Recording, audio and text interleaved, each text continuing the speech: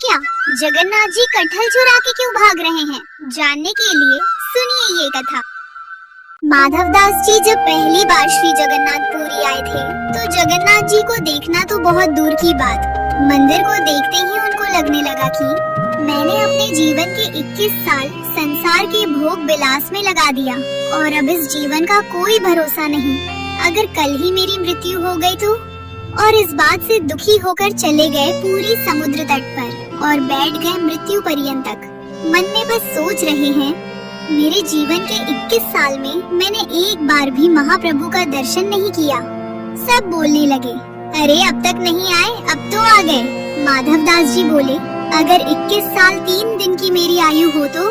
और ऐसे 3 दिन बीत गए और 3 दिन बाद हमारे महाप्रभु जगन्नाथ व्याकुल हो गए। महाप्रभु जगन्नाथ प्रसाद नहीं पा रहे। लक्ष्मी जी सामने खड़ी होकर बोल रही है, क्या हो गया स्वामी, आप प्रसाद क्यों नहीं ग्रहण कर रहे? आप जब तक प्रसाद नहीं पाएंगे तो महाप्रसाद बनेगा कैसे? जगन्नाथ जी बोले, देवी इच्छा नहीं हो रही। लक्ष्मी जी बोली, क्यों, क्या हो गया? जगन्नाथ जी बोले, एक मेरा परम भक्त आया है, उसने 3 दिन से कुछ नहीं पाया है, तो मैं कैसे पा सकता हूँ?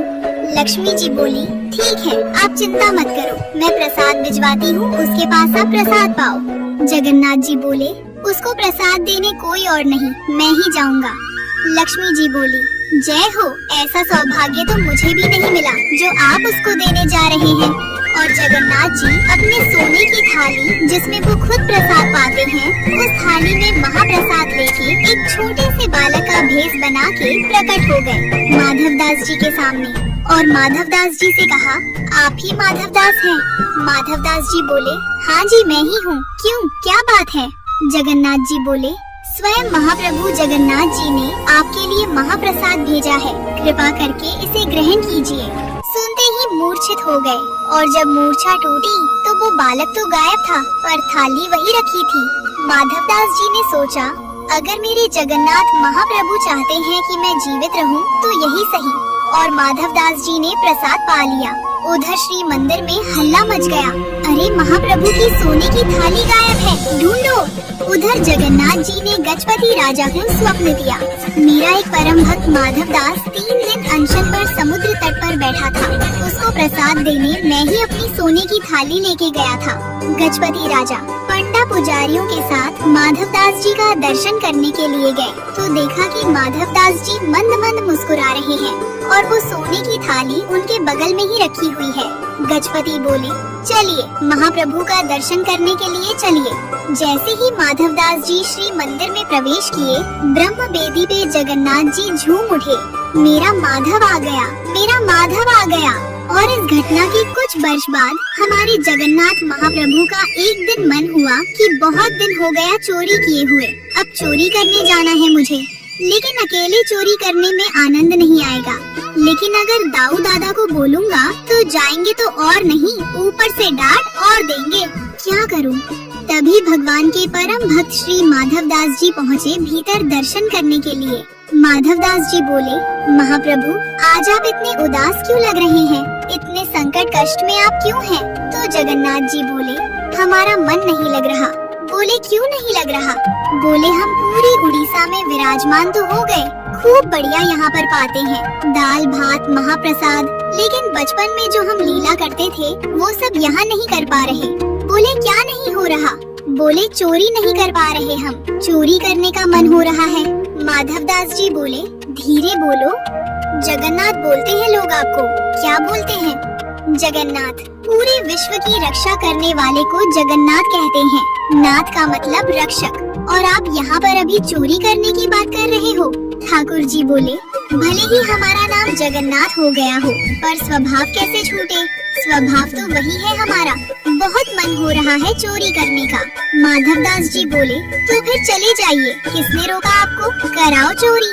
ठाकुर जी बोले, वो भी तो बात है, अकेले आनंद नहीं आता है, एक आध 2 लोग हो साथ में तो सुख मिलता है। माधवदास जी बोले, बगल में सुभद्रा जी और बलभद्र जी है, इनको ले जाओ। जगन्नाथ जी बोले, रहने दो, फिर तो हम ऐसे ही ठीक है। क्यों? बोले, इनको लेकर के जाऊंगा तो फिर एक तो मुझसे खुद ही नहीं संभाला जाता अपने आप को, इनको क्या संभालूंगा, फिर बलराम जी हमारे वैसे ही क्रोधी है, चोरी में अगर पकड़े गए तो सीधा सर धड़ से अलग ही कर देंगे, उसका हत्या और हो जाएगी।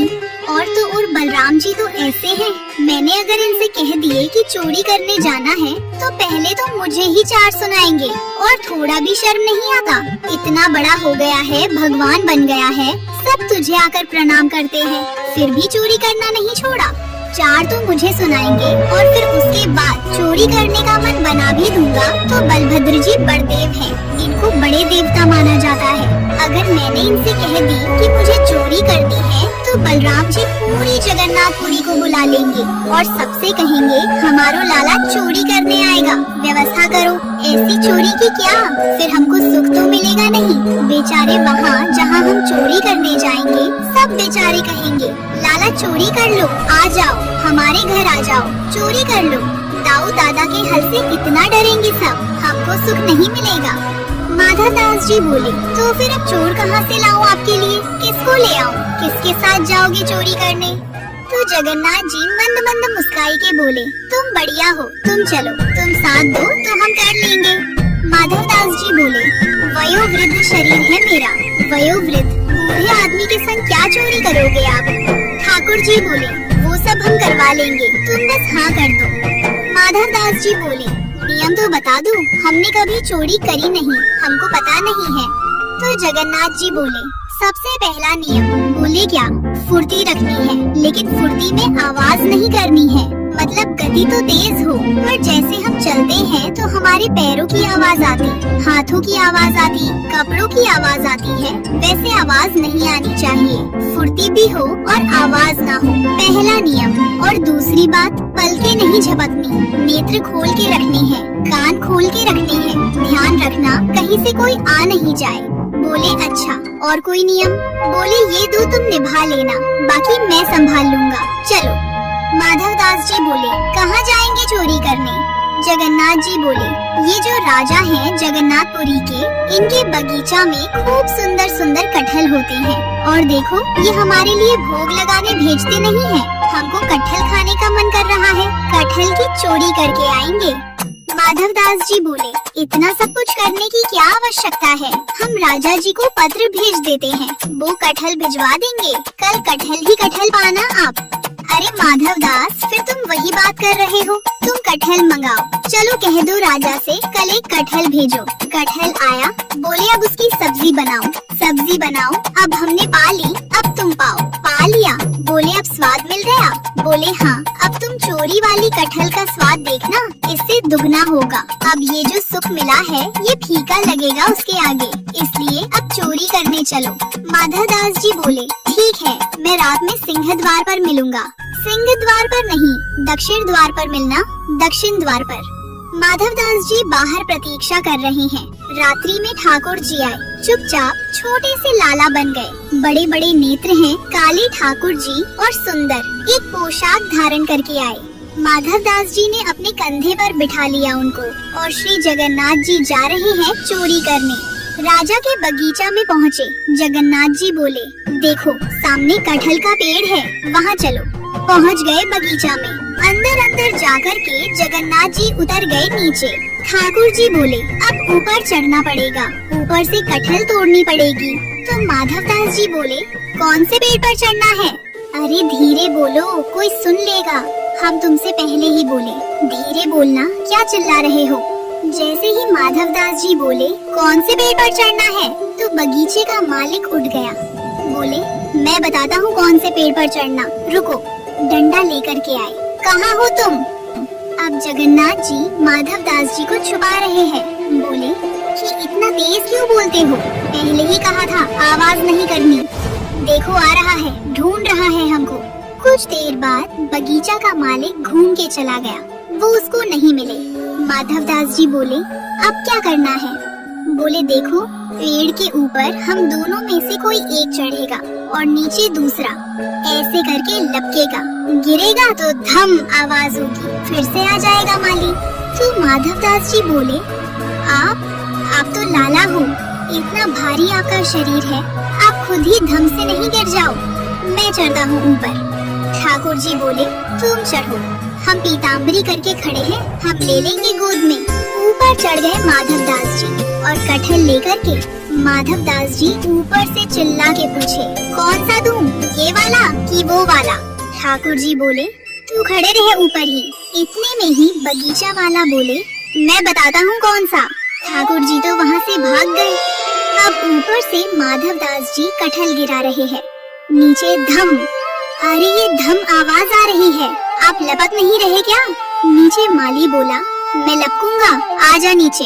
माधव दास जी नीचे उतर करके आए। बेचारे ठाकुर जी तो भाग गए वहाँ से। माधव दास जी जैसे ही निकल करके नीचे आए, हाथ पाँव बांध दिए, बोले रुक जाओ, तुमको बताते हैं, सुबह होने दो। माधव दास जी इधर उधर देख रहे हैं, किसको ढूंढ रहे हो? बोले, एक और आए थे साथ में, उनको ढूंढ रहा हूँ, हमें तो कोई नहीं दिखा। वो तो अंतर ध्यान हो गए होंगे, सीधे मंदिर में जाकर खड़े हो गए। दूसरे दिन सुबह हुई, राजा को खबर मिली कि हमारे बगीचा में कोई चोर घुसे थे रात को। सुबह सुबह राजा बगीचा घूमने आता था, तो जैसे ही बगीचा में आया तो देखा माधव दास जी पेड़ से लटके पड़े हैं। राजा उनको गुरु मानता था। तुरंत आकर के, अरे गुरुदेव गुरुदेव गुरुदेव, ये कैसी लीला, जल्दी खोलो जल्दी खोलो। माली बोला, इनको नहीं खोलना, ये रात में कटहल चुरा रहे थे यहाँ से। अरे हमारे गुरुजी हैं, खोलो इनको। तुरंत खोला, माधव दास जी के नेत्र सजल है। राजा बोले, गुरुदेव ये कैसा कौतुक, आप मुझे बोल देते, मैं भिजवा देता। माधव दास जी बोले, हमारा शरीर देख करके तुमको लगता है कि हम कटहल खाते होंगे? हमारे अंग में कहीं भी आपको ऐसे लक्षण दिखते हैं? हमारी जीवा इतनी चटोरी होगी कि हमको कटहल की इच्छा हो? तो बोले, हमारे जगन्नाथपुरी में सबसे चटोरे कौन है? बोले, कौन है?